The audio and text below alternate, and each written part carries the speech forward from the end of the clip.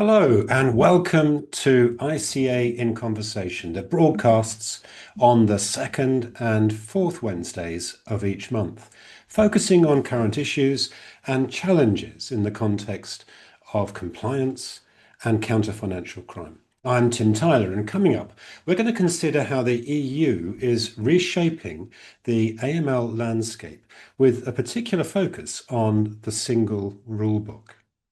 To do this, I'm thrilled to be joined by Olena Loboiko, DG for Financial Stability, Financial Services and Capital Markets at the EU Commission.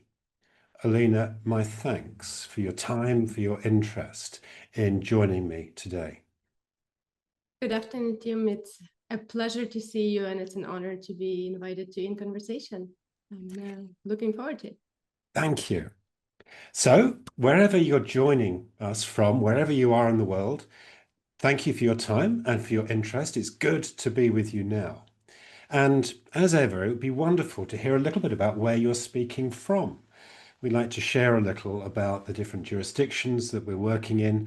And of course, you can do that by adding a comment on the event entry on the LinkedIn that you've accessed this meeting from. More than that, we'd love to hear your thoughts and observations and any questions that you might have relevant to the subjects that we're talking about. And as ever, we'll organize this in, first of all, a 20-minute conversation between Olena and myself, and then 10 minutes to respond to any questions that you raise. I'll keep my eye on the comments and I hope pick up on any queries, observations that you raise. And if necessary, I'll raise them as we're going along if it's relevant to the topic we're discussing. So, Olena, thank you again for joining me. And we've met before, of course, and we've been talking about the way that the EU is developing in the context of AML, and in particular, the single rule book. Which is another step towards I think the harmonization of our approach to AML across the EU. Can I start by asking, what are the high-level issues that this addresses? What's the nature of the single rule book? Sure, I'd be happy to respond to that question. But first of all, greetings from the heart of Europe and the center of EU bureaucracy, Brussels. I'm actually in my home office, but this is where the Commission is, and this is where we are, and where we try to be in touch with the entirety of the EU and as well as the rest of the world. It's a little bit gray and darkish in Brussels today, so my light's on, but hopefully not going to be an issue, or not going to overshadow our conversation. I don't think I've ever been to Brussels when it wasn't really grey. No, I've been to Brussels many times, but never when it wasn't grey or raining. Please come. I think you might have a spell on it, but it's grey here 90% of the time, so yes, please quite. come. Right, so single rule book in the space of AML. This is something I'm working on and in. I work specifically in a financial crime unit, so we were the team that was in charge of the legislative package, which we call AML single rule book. And that is essentially in the space of preventative framework, so prevention of financial crime, detection of financial crime, a single set of rules that is set at EU level and that will be directly applicable to the industry. Let me explain. So look, both in the UK and the EU, we have our gospel, which is FATF standards, right? So we have a global standard setter in the space of AML. But then each FATF jurisdiction have to translate the standards or recommendations, as they're called, into their national legislation. That's how they would be applicable in a jurisdiction. In the EU at the moment, and until the package is applicable, what we had is essentially two layers, because we would first translate the FATF standards into EU directive, but directive is a special legal instrument that still needs to be transposed into national legislation. So what effectively that meant is that specific requirements that apply to the industry So everything relating to customer due diligence or reporting or determination of beneficial ownership is in the national transposition measures of the directive. And the directive was quite high level, with quite open norms. And what it resulted in were quite different rules effectively on the ground. So if you're a company that is operating, and not necessarily a European company, right? You might be UK based, but you operate in several EU countries. And then in each of them, you would have your, say, retail clients, and you have to do identification, verification of their identity. And effectively, the standards for that simple step in your KYC or your CDD is very different depending which EU country you're working in, which is, to put it mildly, not very efficient for yourself as a company, but also from the perspective of the effectiveness of the rules, right? We're trying to make sure that we have effective filters for criminals and for identifying any suspicious patterns. So if those rules are so different, those standards are so different, it really puts into question the effectiveness of the standards. And so what we try to do with the package is to translate the FATF standards insofar as the requirements from the industry are concerned into directly applicable regulation. Next to that regulation, we do still have a directive, but that directive guides the status, tasks, and powers of public authorities in the space of AML. So your financial intelligence units and your supervisors and such. And that is to accommodate for administrative order or constitutional order of those countries that would wish to establish this or that authority as part of the central bank, for example, or as part of the judiciary versus the police for the FIU. But we try to make sure that regardless of this administrative constitutional order constraints, the public authorities that are playing an important role in this field also across the EU have the same set of requirements and tasks and powers vis-a-vis the industry. So for example, regardless of whether you are an FIU in a member state A that is an administrative authority, you have the exact same powers to suspend a transaction or an account as an FIU in member state B, which is part of the police. So that's the rationale, but again, from perspective of private sector, the most important piece of the legislation is AML regulation.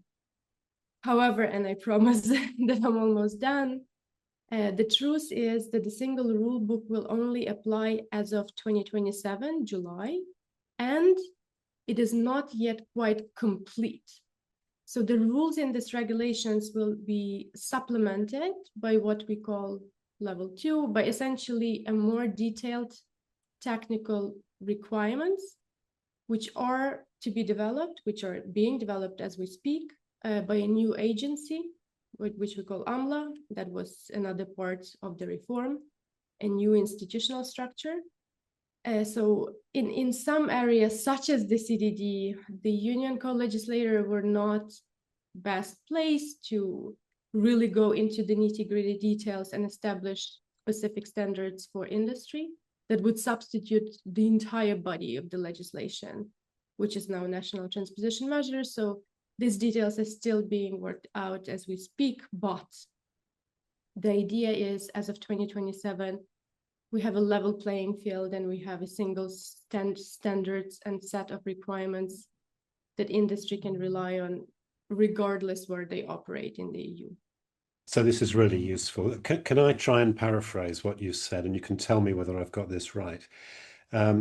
Historically, EU directives require transposition into national law by member states. So currently 27 member states, they will receive a set of requirements, and then they, through their own government, through their own legal process, need to turn that into legislation. And what you mentioned is that that has led to quite significant differences in terms of how that's been interpreted within individual member states. So the rulebook is seeking to bring consistency across all of those areas. And of course, the EU can use, rather than a directive, which needs to be transposed into national law. It can use regulations, which are immediately and in entirety applicable within nation states without those states actually incorporating it into their own legal system. So you're using a regulation now to say, let's smooth this out. We'll ensure that there's a consistent and even, and you mentioned a level playing field, a level playing field across all 27 member states so that businesses know what they need to do, what the requirements, what the standards are, particularly important, of course, if they're operating across national borders. Is that a sort of fair summary, or have I got anything wrong in there? That is absolutely correct. It's 100% correct. I'm smiling because it's interesting that the easy way to put it is that EU has decided for a different instrument, which is directly applicable, as opposed to what we had before, which sounds very, very simple. And it's absolutely true. It is just has been quite a bit of work because in order to put rules into a regulation, in order to smooth out this difference, as you say, you really have to make some tough choices. Yes. So that was the challenge, and that's why it took us a while. But indeed, that was something requested by the industry, requested by public sector stakeholders. So we hope we got this balance right. Now, it's going to be difficult to answer this because I expect a lot of detail contained in what you say, but can people expect significant differences from July next year? How is this shaping up? That's hard to answer, isn't it? Perhaps that's an unfair question. No, it is a fair question. It is a fair question. I'm pausing because immediately a few things jump to my mind. So in terms of significant qualitative differences for the industry, and that is an important question indeed, my short answer would be no, because we do need to remember again that the requirements, the core requirements, are coming from international standard setter. Of course, in some areas, such as, for example, beneficial ownership transparency, in the EU, we have made some legislative choices that go a little bit beyond these requirements. So we are setting a bar a little bit higher.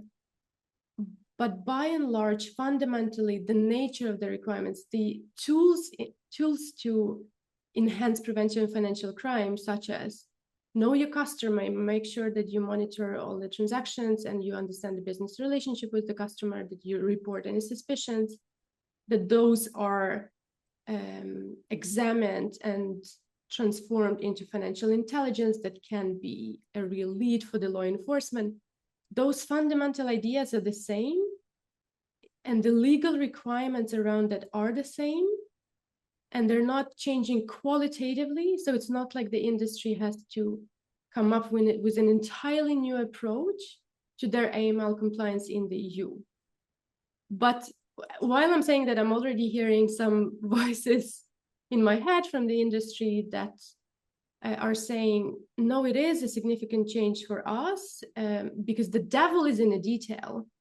And there are changes depending on which jurisdiction you're in, or the processes that you have to set up, or the IT infrastructure that you have to work out around the new common standard, or around some smaller changes that we have introduced that would be significant for them in terms of cost, but also actually the constrained time of adaptation to this new universe, which, as you have pointed out, is already almost there because it's there within a year, right? So there's this side of the coin. The devil is in the detail, and yes, I cannot say that it's absolutely cost-free or effort-free in terms of adaptation. So you're going through a process at the moment of consultation of the typical EU, I want to say bureaucracy, but that sounds a bit loaded. But there is a bureaucracy around this, quite rightly, for legal and good legal reasons and constitutional reasons. But you're going through that sort of negotiation at the moment in order to determine what the rule book will look like. So some countries, for instance, are going to be more affected than other jurisdictions. And they'll no doubt want to be part of that conversation. And is it fair to say that's what you're working through at the moment within the Commission? I'd say that actually the negotiation phase and the difference of adaptation among member states is something we have passed already. That happens Okay. when you're getting to the legislation itself. I would qualify the stage we're in a little bit differently. It is indeed adaptation to make sure that the rules apply and can work for the entirety of the industry. I think the adaptation is more on the parts of sectors, because some industries and sectors are better prepared and some potentially less so, especially considering that we will in the future also have additional sectors that would become subject to the rules in the EU. For instance, in a professional football or soccer space, just as an example, right? So this is one thing. It's the industry that is preparing and that is trying to quantify to what extent they're ready already and prepared and what they need to change. And we do engage with them insofar as the practical questions around what this piece of legislative requirement mean in practice. Do we understand this or that correctly? Yes. That is one part of the work. So industry preparing, us assisting a bit with it. Obviously, what I mentioned is that, and that's probably the biggest one, the development of this technical details, technical rules that there's still quite a bit of them that is done by the agency, again, with engagement of the industry. And also a very traditional role of the Commission. But that goes back to the fact that we also still have a directive, like I mentioned, Yes. that guides the public authority status and powers. So what we are doing is we are assisting the member state legislators in preparing their transposition measures to make sure that the transposition of the directive is on time. And to that end, we have had some transposition workshops, as we call them. Okay. So we're literally assisting them. And one thing that I would also mention here, which is top of my mind, probably the overarching union new objective of competitiveness. And because you dropped it, and rightfully so, bureaucracy and red tape that have to be reduced in all areas across any sort of legislative requirements that are being considered or produced by the EU already in place. This policy objective is a red thread through everything we're doing, and it does affect our field as well, in a sense that we're quite a bit more mindful on avoiding any unnecessary burden. Yes. And crafting these rules in a way that they would You mentioned professional football along the way. Of course, I'm aware that there's been some changes in terms of regulatory oversight of professional football in the UK. That's taken place in the EU as well, and what it means is that the number of bodies that are regulated for anti-money laundering purposes is expanding. And it's expanding now to incorporate professional football clubs. And I think many would say not before time, because we've seen historically, haven't we, very strong and serious allegations of dirty money being used to prop up football clubs. It's difficult to know exactly what's going on because not too much of this has been played out before the courts, but it's certainly a good development. Can I sort of take things in a slightly different direction, though? That there is a regulatory burden, of course, around all of this. And arguably, as we transition to a single rule book, in the long term, perhaps will help businesses because there will be consistency. But in the short term, there might be some costs in implementing and adopting new standards and new requirements. But I know that when we talked about this prior to this conversation, there's one area that you're particularly passionate about, and that is the role of digital ID. I wonder if you'd like to just touch on that before we come to any questions. Just a quick nudge to anyone that's joining us today. If you have any questions, we'd love to hear them. Please use the comments within the LinkedIn event. But Olena, back to you. Absolutely. Well, thank you for giving me an opportunity to speak about my hobby horse topic. But what comes next is a completely unsolicited, unpaid promotion of work of my colleagues that actually does not necessarily have to do directly with AML.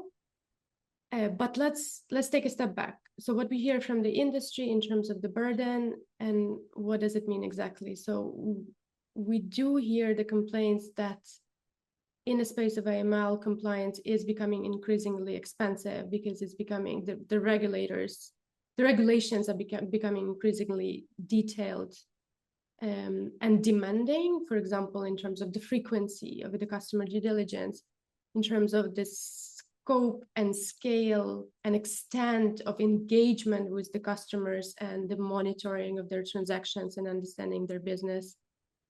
And if you look at the new requirements and some subtle changes, a lot of the participants in the industry were saying, well, that is gonna translate into our administrative costs becoming simply unmanageable. And the changes in terms of the IT infrastructure that would be required around compliance efforts is really, really costly and large scale. To which my personal response had always been, some of these requirements have really been conceived and considered in a future context of when they will apply and what sort of environment we're going to be living in. And digitalization is something that affects all spheres of our life. And I'm really not talking about artificial intelligence yet. I think it's the topic that is going to be difficult to cover in a short conversation, but specifically what the EU is doing indeed in the areas of digital identity, what we call a digital ID wallet for individuals, but as of now, also for businesses. Those are two separate initiatives. And as I said, they're not AML area initiatives. They concern everything, but I think they will have a huge impact on everyday life of all the citizens and residents in the EU and all their interactions with government and with businesses. So just to translate it into practical terms for CDD purposes, what we hear quite a bit is, imagine a low-risk customer of which we have millions and we have to collect a whole lot of data points about them, such as, and we have to moreover make sure that this data is up to date and relevant, and nothing is missing. And that could be their tax domicile and how many nationalities they have and what is their current address. And if the customer does not sort of actively report it somehow, or if they do not respond to our emails or telephone conversations, we're just sinking so much effort and cost in trying to reach out and trying to comply with these requirements for this person that is by definition low risk and one of the millions of customers. And is this a money well spent in fighting financial crime? To which my response would be, it is going to be at the fingertips of yourselves and the customer cost free very, very soon. Because what the person would have in their digital wallet is not only their identity details, so the equivalent of their passport, but any data that is contained in any government-run register or database, they would be able to provide to their financial service provider at exactly the amount and level of detail that is needed, explicitly with a fingertip, directly from their digital wallet, and that is going to cost nothing to the business. But imagine from a perspective of, say, an obliged entity or a financial service provider, that means that you're getting all the details about the tax residence of the person directly from a national government-run database, and that is transmitted to you by the customer, and that costs them nothing and is nothing in terms of the effort. And it is actually coming, at least the implementation is expected to be by the end of 2026 already. So there has to be ready for all the EU citizens and residents. And so sorry to interrupt, Olena. No worries. The political decision has been made. The EU is now going to adopt a digital ID framework. Oh, so it's not even the political. So the legislation is there. The legislation And is there. it's Okay. really in terms of the application, and it's now just on the member state governments to make it on time. So my final argument in this space would be, if I were businesses, it's not the commission or the EU legislator I would go to asking, when is this coming? Because when I'm telling about it, then the industry is immediately, oh, that sounds very good. When is this coming? And please go to your government and say, please make sure that it's on time as you had agreed in the legislation, because it's my priority number 1, 2, and 3, which I need yesterday. Got it. But that really has to be applied to the governments.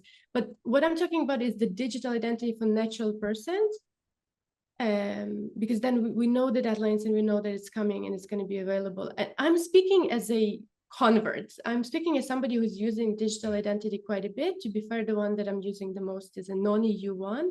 But I understand what it means. I understand how it absolutely transforms your life. Okay. But then the second thing is this business wallet, because that means that the identity of a legal person that can be used for representation of the legal person, for identification of the legal person, for providing any details or any information or any, again, documents, certificates, attestation, Beneficial whatsoever, ownership? to whoever, to the government, to another business. It's B2B, it's B2C, it's everything. It's Beneficial ownership? Sure. Actually, beneficial ownership is the one that recently I had an incidentally conversation with a public authority in a member state working in this space. And they were saying, we're actually in a pilot about business, about a use case of the business identity, the business wallet in the BO space, and it's great. And it was just music to my ears, because I was like, yes, I had seen this coming, but nobody had believed me. Can I interrupt you there? I'm so sorry, Olena. We've got 3 brilliant questions and we've got 4 minutes. So let's see, can we work through these questions? And it may be that we have to give really punchy answers. The first one from Muna K. Thank you so much, Muna, for your question. And I think you've already touched on this, Olena, and I'm not sure we've got the time to do it justice. But Muna asks, where does AI fall in the AML landscape from now going forwards? I guess we're going to have to restrict this to, is it within the Commission's is it on the Commission's radar as an AML issue? Okay, short answer. Legislation is technologically neutral in a sense. We're not dismissing or encouraging any particular solutions. But you know what my actual answer would be? What we had agreed in the conference that we've been to, because this topic has been discussed for 3 days by various participants. And remember that essentially the denominator was, it's neither a panacea nor an existential threat. And in the space of AML compliance, it can be a risk, can be a tool, and we see it materializing in both ways, right? We see it materializing as a risk. It's really augmenting fraud now, for example. Yes. The industry is just really, really, really scared of that. But it has been increasingly used to fight attempts of financial fraud. We see it being used increasingly in the space of sort of RAC and compliance by the supervisors and FIUs in a very creative ways, including the generative AI, which is the new bit, right? Like the one that everybody's thinking about. So it's everything rolled into one. You can't put it in one box.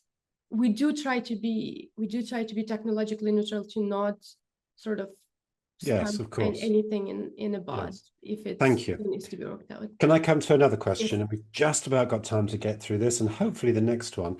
Pacifique, thank you for your question. What impact are these changes likely to have on emerging markets, especially on banks and financial institutions? So here we're thinking about outside of the EU, and particularly in emerging markets. Will there be a requirement, for instance, for banks, financial services outside of the EU that want to do business within it? Yeah. Okay, so I'll try to keep it very short.